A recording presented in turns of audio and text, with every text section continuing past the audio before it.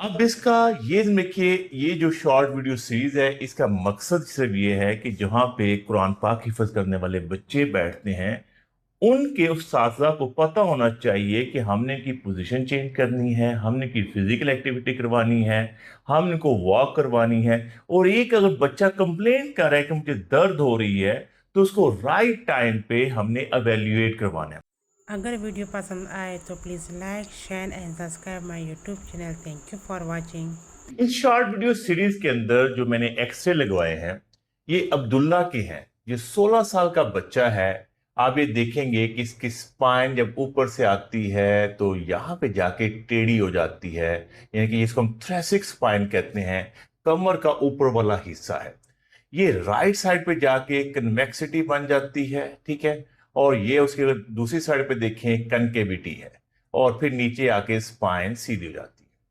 ये बच्चा मदरसे का है, और मदरसे में पढ़ने वाले बच्चे क्योंकि एक एंगल के अंदर बैठ के काफी देर तक बैठे रहते हैं।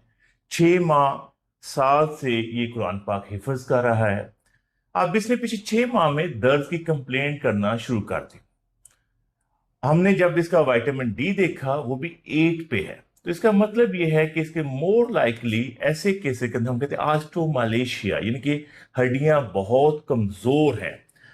अब इसका ये देखिए, ये जो शॉर्ट वीडियो सीरीज है, इसका मकसद सिर्फ ये है कि जहां पे कुरान पाक हिफ्ज करने वाले बच्चे बैठते हैं, उनके उस्ताज़ा को पता होना चाहिए कि हमने की पोजीशन चेंज करनी है, हमने की फिजिकल एक्टिविटी करवानी है, हमने को वॉक करवानी है। और एक अगर बच्चा कंप्लेंट कर रहा है कि मुझे दर्द हो रही है, तो उसको राइट टाइम पे हमने एवेल्युएट करवाना है।